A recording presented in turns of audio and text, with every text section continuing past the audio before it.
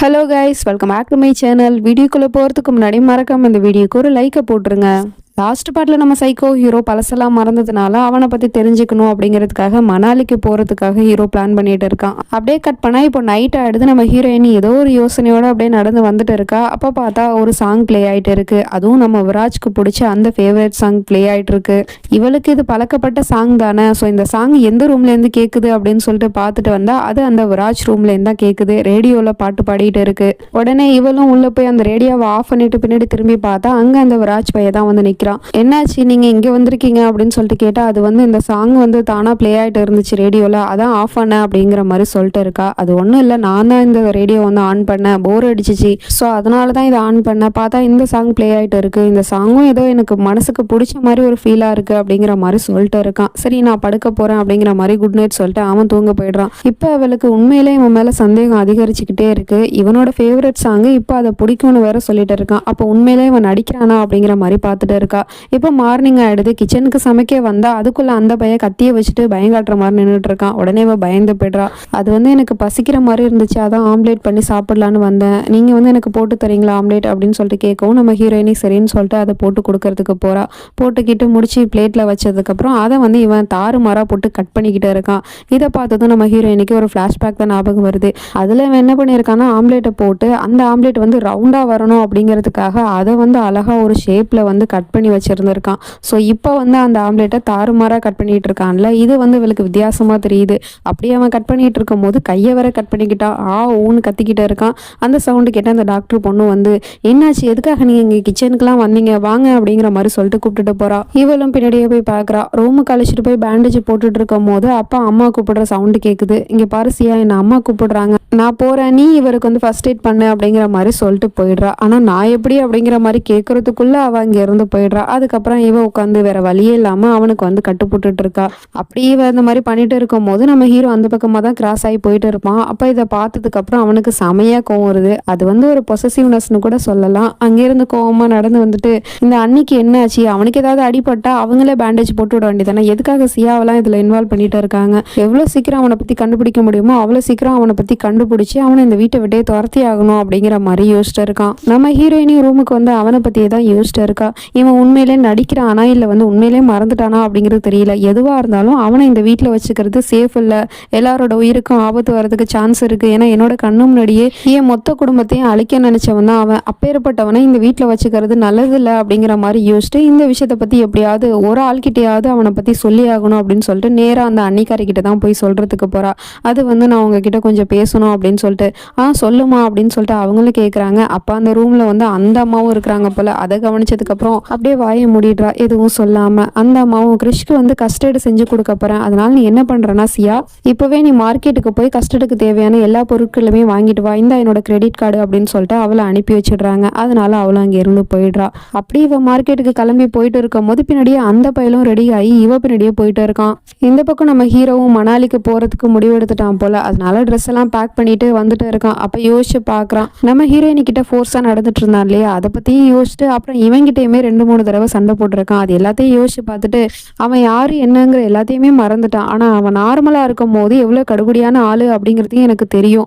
அப்படிப்பட்டவனை எப்படி சியா கிட்ட விட்டுட்டு வர்றது, அவன் பழசெல்லாம் மறந்துட்டு இருக்கும் போதே சியா கிட்ட எப்படி ரியாக்ட் பண்ணிட்டு இருக்கான், இப்படிப்பட்டவனை எப்படி வீட்டுல வச்சுக்கிறது. ஸோ அதனால நான் இப்பவே கிளம்பி மணாலிக்கு போறதுதான் நல்லது. அங்க போய் அவனை பத்தின உண்மையெல்லாம் தெரிஞ்சுக்கிட்டு அவனை எவ்வளவு சீக்கிரம் இந்த வீட்டை விட்டு துரத்தணுமோ அவ்வளவு சீக்கிரம் துரத்தணும் அப்படிங்கிற மாதிரி யோசிச்சுட்டு நேரா கிளம்பி பஸ் ஸ்டாண்டுக்கும் வந்துடுறான். அதே சமயம் இந்த பக்கம் நம்ம ஹீரோயினியை மார்க்கெட்டுக்கு வந்துட்டு இருந்தா இல்லையா, அப்படியே நடந்து வந்துட்டு இருக்கும் போது பின்னாடியே அந்த பையலும் ஃபாலோ பண்ணிட்டே வரான். நம்ம ஹீரோயினியை நில்லுங்க அப்படிங்கிற மாதிரி கூப்பிட வேற செய்யறான். இவன் எதுக்காக என்ன ஃபாலோ பண்ணிட்டு வரான், ஒருவேளை நான் தனியா வரணும்னு தான் வெயிட் பண்ணிட்டு இருந்தானோ அப்படிங்கிற மாதிரி யோசிச்சிட்டே போயிட்டு இருக்கா. பின்னாடி பார்த்தா 2-3 போலீஸ் நின்றுக்கிட்டு நம்ம ஹீரோயினியை பார்த்து ஏதோ பேசிட்டு இருக்காங்க. இது அந்த பொண்ணு தானே, மிஸ்ஸிங் கேஸ் வந்துச்சு அந்த பொண்ணு தானே அப்படின்னு சொன்னா ஆமா சார் அப்படிங்கிற மாதிரிலாம் சொல்லிட்டு பேசிட்டு இருக்காங்க. அப்போ பார்த்தா நம்ம ஹீரோயினியை ஸ்டாப் பண்ணி அவன் வந்து கிரெடிட் கார்டை மிஸ் பண்ணிட்டு போயிட்டா போல வீட்லேயே, அதை கொடுக்கறதுக்காக தான் இவ்வளோ தூரம் வந்திருக்கான். அதை கொடுத்துட்டு அங்கேருந்து அவனும் கிளம்பி போயிட்டு இருக்கான். இந்த பக்கம் இந்த 2 போலீஸும் பேசிட்டு நேராக நம்ம ஹீரோயின் கிட்ட வந்து பொண்ணு உன் பேர் என்னன்னு கேட்குறாங்க.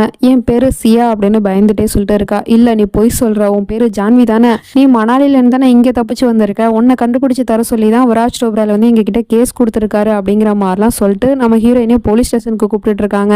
இதெல்லாம் தூரத்துலேருந்து பார்த்துட்டு இருந்த இவனும் அங்கே என்ன பேசிகிட்டு இருக்காங்க அப்படிங்கிறது தெரியாது. பட் போலீஸ் வந்து நம்ம ஹீரோயின் கிட்ட பேசுகிறாங்க அப்படிங்கிறது மட்டும் தெரியும்.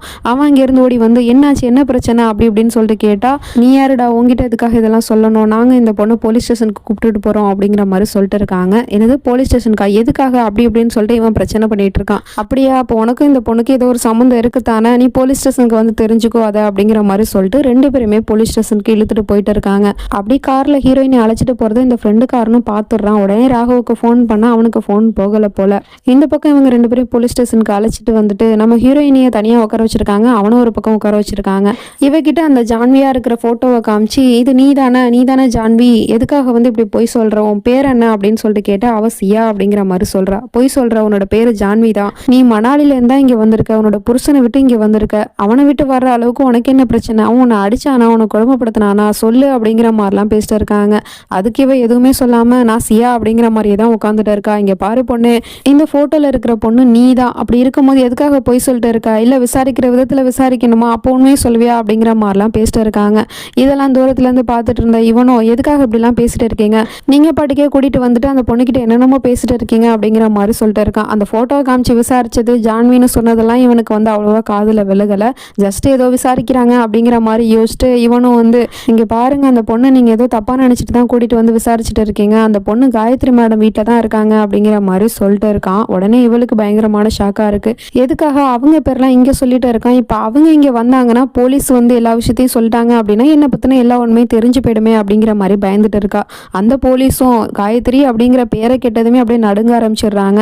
இவன் யாரை சொல்கிறான், இந்த ஊர்லேயே பெரிய ஆளு அந்த காயத்ரி மேடம் பற்றி தான் சொல்லிட்டு இருக்கானா, ஒருவேளை அவங்களா இருந்துச்சு அப்படின்னா நம்ம ரொம்ப பெரிய தப்பு பண்ணுறோம் அப்படிங்கிற மாதிரிலாம் சொல்லிட்டு இருக்காங்க. இந்த பக்கம் நம்ம ஹீரோவும் பஸ்ஸில் ஏறி போக போகிறான். அதுக்குள்ளே அந்த ஃப்ரெண்டுக்கார அங்கே ஓடி வந்து போலீஸ் ஸ்டேஷனில் சியாவை பிடிச்சிட்டு போயிட்டாங்க அப்படிங்கிற மாதிரி சொன்னதும் உடனே கிளம்பி அங்கே வந்துடுறான். போலீஸ் ஸ்டேஷனுக்கு வந்து அங்கே இருக்கிற யாருக்கிட்டையுமே எதுவுமே பேசாமல் வாசியா அங்கேருந்து போகலாம் அப்படிங்கிற மாதிரி கையை பிடிச்சி கூப்பிட்டுட்டு இருக்கான். ஹலோ யாருடா நீ பாட்டுக்கு வந்து அந்த பொண்ணை கூப்பிட்டுட்டு போயிட்டு இருக்க, நாங்கள் அந்த பொண்ணை விசாரிச்சுட்டு இருக்கோம் அப்படின்னு சொல்லிட்டு இருக்காரு. விசாரிச்சுட்டு இருக்கீங்களா, வாரண்ட் இருக்கா உங்களுக்கு, ஃபஸ்ட்டு இந்த பொண்ணை எப்படி நீங்கள் விசாரிக்கலாம் வாரண்ட் இல்லாமல், அதை காட்டுங்க அப்படின்னு சொன்னால் அவனுங்க திருதிருன்னு முழிச்சிட்டு இருக்கானுங்க. முதல்ல வாரண்ட்டை கொண்டு வாங்க, அதுக்கப்புறம் என்ன விசாரிக்கணுமோ விசாரிச்சுக்கோங்க அப்படின்னு சொல்லிட்டு நம்ம ஹீரோயினை அங்கேருந்து கூட்டிகிட்டு போகிறான். அந்த பையெல்லாம் அங்கே நிற்கிறத பார்த்துட்டு, நீ என்னடா பார்த்துட்டு இருக்க, வாடா போகலாம் அப்படிங்கிற மாதிரி கூட்டிட்டு போயிடுறான் ரெண்டு பேரையுமே. இந்த போலீஸ் ரெண்டு பேரும் நம்ம ஜான்வியோட ஃபோட்டோவை கிழிச்சு போட்டுட்டு, தேவையே இல்லை, எதுக்காக இந்த பொண்ணு விஷயத்தில் நம்ம தலையிடணும், காயத்ரி மேடம் பேரெல்லாம் வர சொல்லிட்டு இருக்காங்க, இது நமக்கு தேவையில்லாத பிரச்சனை அப்படிங்கிற மாதிரி சொல்லிட்டு போலீஸும் ஒதுங்கிடுறாங்க. இதுக்கப்புறம் என்ன நடக்க போகுது அப்படிங்கிறதெல்லாம் நம்ம நெக்ஸ்ட் பார்ட்டில் பார்த்து தெரிஞ்சுப்போம். அது வரைக்கும் பை ஃப்ரெண்ட்ஸ்.